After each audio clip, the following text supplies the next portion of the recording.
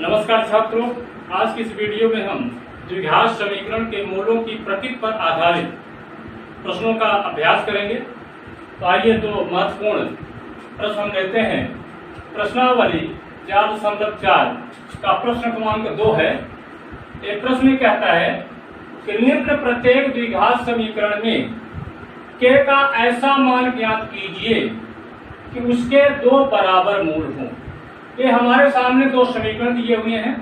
इन दोनों समीकरण में एक अज्ञात राशि के सम्मिलित है और इस अज्ञात राशि के का मान हमें इस शर्त के आधार पर ज्ञात करना है कि दिए गए समीकरण के दोनों मूल बराबर हो। तो मूलों की प्रकृति के संबंध में आप जानते हैं,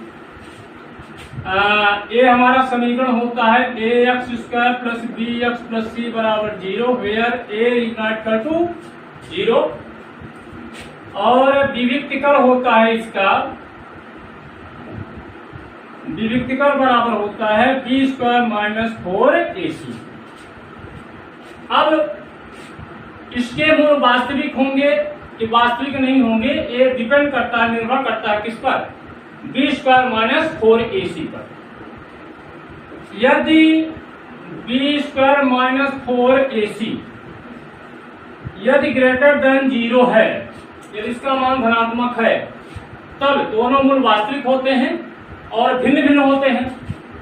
दूसरा है कि यदि b स्क्वायर माइनस 4ac बराबर 0 हो, तब भी दोनों मूल वास्तविक होते हैं लेकिन बराबर होते हैं आपस में। तीसरी शर्त है कि यदि b स्क्वायर माइनस 4ac 0 से छोटा हो, 0 से छोटा हो अर्थात इसका मान ऋणात्मक हो, तब इस वर्ग समीकरण का या द्विघात समीकरण का कोई भी मूल वास्तविक नहीं होगा। आइए इन शर्तों को ध्यान रखते हुए ध्यान रखना है, मूल बराबर तब होते हैं जब विविक्तिकर का मान क्या होता है, 0 के बराबर होता है। तो हम सॉल्व करते हैं प्रश्न को। सबसे पहले हम पहला प्रश्न लेते हैं। पहला प्रश्न है 2x स्क्वायर, या यहां से शुरू कर दीजिए। पहले का हल है, दिया है ऐसा लिख लीजिए आप, दिया गया द्विघात समीकरण, द्विघात समीकरण निम्न है। क्या है? 2x स्क्वायर धन kx धन 3 बराबर 0। ये हमारा दिया गया द्विघात समीकरण है। इस समीकरण का हम नाम दे देते हैं a। हमें k का मान ज्ञात करना है, तो सबसे पहले हम यहाँ a, b और c को अलग कर लेते हैं। इसकी तुलना हमें किससे करना पड़ेगा? व्यापक समीकरण से। अब समीकरण 1 की तुलना व्यापक समीकरण, व्यापक समीकरण क्या होता है? ax square plus bx plus c बराबर 0 से करने पर क्या मिलेगा? जरा देखिए, a बराबर क्या मिलेगा, यहां देख लीजिए लिखा हुआ है 2x square plus kx plus 3 बराबर 0। व्यापक समीकरण क्या होता है? ax square plus bx plus c बराबर 0। दोनों को कंपेयर करिए, तुलना करिए। यहाँ a के स्थान पर 2 है, b के स्थान पर k दिख रहा है और c के स्थान पर क्या है? 3। यहाँ a बराबर आ जाएगा 2, b बराबर आ जाएगा k और c बराबर हो जाएगा 3। तो हमारे पास आ गए a, b और c। अब हमें k का मान ज्ञात करना, किसके आधार पर शर्त दिया गया है कि दोनों मूल बराबर। तो दोनों मूल बराबर कब होते हैं? अब क्या लिख लीजिए, अब दिए गए द्विघात समीकरण, दिए गए द्विघात समीकरण के दोनों मूल दिए गए द्विघात समीकरण के दोनों मूल बराबर होंगे। कब होंगे? बराबर होंगे यदि, क्या शर्त होती है दोनों मूल के बराबर होने की? दिए गए द्विघात समीकरण के दोनों मूल बराबर होंगे यदि विविक्त कर b² माइनस 4ac बराबर क्या हो? 0। यानी यदि इसका मान 0 होगा तभी द्विघात समीकरण के दोनों मूल बराबर होंगे। ये शर्त है। इस शर्त के आधार पर हम ज्ञात करेंगे के का मान।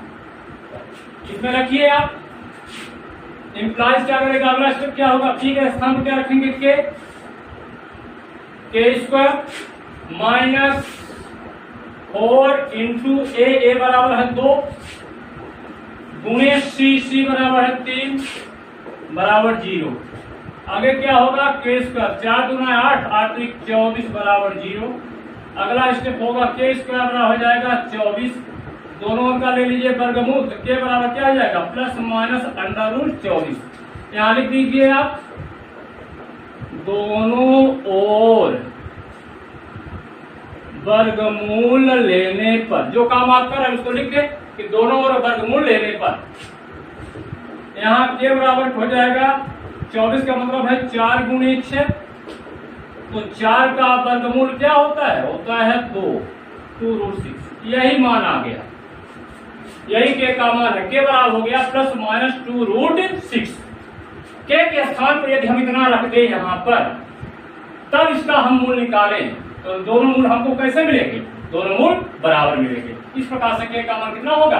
Plus minus 2√6। आइए अब हम दूसरा सवाल लेते हैं। दूसरा है, दिया गया द्विघात समीकरण निम्न है। क्या है? kx into x minus 2 plus 6 बराबर 0। ये जो हमारे सामने समीकरण दिया हुआ है, ये व्यापक रूप में या मानक रूप में नहीं लिखा हुआ है। तो आइए इसको हम व्यापक रूप या मानक रूप में लिखते हैं। तो यहाँ पर ये हो गया। अगला स्टेप क्या हो जाएगा? इससे बनेगा, गुणा कर दीजिए kx² kx का गुणा x में माइनस kx का 2 में तो आ जाएगा माइनस 2kx अब प्लस 6 बराबर हो जाएगा 0। ये देखिए, इस समीकरण का नाम ये दे दीजिए। ये अब हो गया व्यापक रूप, kx² माइनस 2kx प्लस 6 बराबर 0। अब यहाँ पर हम दो मूल बराबर होंगे उसकी शर्त लगाएंगे। उसके पहले हम a, b और c देख ले। यहाँ पर क्या है? समीकरण एक की तुलना, इसका नाम हमने ये रखा है, तो कर सकते हैं समीकरण एक की तुलना। व्यापक समीकरण क्या होता है? ax² plus bx plus c बराबर 0 से करने पर हम क्या पाते हैं? यहाँ है a बराबर है k, b बराबर है माइनस 2k और c बराबर क्या मिलेगा? आप देखिए यहाँ पर कितना है? 6 है। a के b की जगह माइनस 2k और c के स्थान पर कितना है? 6 है। अब यहाँ पर फिर से हमें वो शर्त लगानी है जिसके आधार पे दोनों मूल बराबर होंगे। अब द्विघात समीकरण के दोनों मूल बराबर होंगे। कब होंगे? यदि विविक्त कर जो है विविक्त कर बी स्क्वायर माइनस 4ac बराबर क्या हो 0। इसका मान शून्य होने पर ही दोनों मूल बराबर होंगे। आइए देखते हैं इस शर्त में a b c का मान रखते हैं तो यहाँ b के स्थान पर क्या है -2 का whole square minus 4ac 4a बराबर क्या है के गुणे c बराबर कितना है यहाँ 6 और बराबर 0। ये हो जाएगा 2 दूना 4 के स्क्वायर माइनस 4 छाक 24 ये हो गया 24 के बराबर 0। यहाँ पर अब हम कॉमन ले ले तो 4 कॉमन आ जाएगा साथ में के भी आएगा। क्या बचेगा 4 के निकलने के बाद यहाँ क्या बचा के और यहाँ बचा 4 छाक 24 तो -6 बराबर हो गया। यहाँ दो गुणाखंड है, एक गुणाखंड आपका ये है और दूसरा गुणाखंड ये। अब दोनों का गुना 0 है, इसका मतलब ये हुआ कि या तो 4k 0 होगा या तो k -6 से 0 होगा, कम से कम एक 0 होगा। तो अगला स्टेप क्या होगा 4k बराबर 0 या k -6 बराबर 0। तो अगला स्टेप होगा k बराबर 0/4 या k बराबर 6 और सरल कर लीजिए। इंप्लाइज करेगा 0 में 4 का भाग देंगे 0 आएगा 0 या k बराबर 6। यहाँ पर k के कितने मान मिल रहे हैं यहाँ पर k के हमें 2 मान मिल रहे हैं 0 और 6। क्या दोनों सही हैं कोई एक सही है कि कोई सही नहीं, कम से कम एक तो सही होगा। अब यहाँ देखिए यदि k बराबर क्या हो 0 जांच करते हैं कि शून्य क्या k का मान हो सकता है क्या सत्य होगा। तो यदि k बराबर 0 तो समीकरण 1 से जरा देखें यदि k का मान शून्य है तो समीकरण 1 में रखते हैं हमको परिणाम क्या मिलता है। तो समीकरण 1 से यहाँ 0.x² माइनस 2 गुणे 0 गुणे x धन 6 बराबर 0 ये हो जाएगा 0, यहाँ भी हो जाएगा 0 प्लस 6 बराबर 0। तो इम्प्लाइज करेगा 6 बराबर हो गया 0। बताइए 6 क्या शून्य के बराबर होता है कभी नहीं होता। इसका मतलब जो आया है ये संभव है क्या संभव नहीं है असंभव है या ये क्या है असत्य है। यहाँ क्या देंगे जो कि असत्य है जो कि असत्य है। तो यहाँ पर हमको मिल रहा है कि जो कि असत्य है तो हम निष्कर्ष क्या निकालेंगे आता है k बराबर 0 असंभव है।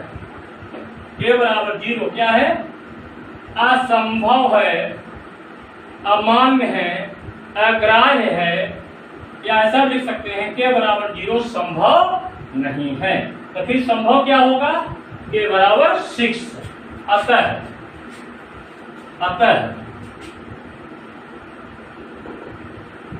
k बराबर 6 ये हमारा k का मान प्राप्त हुआ।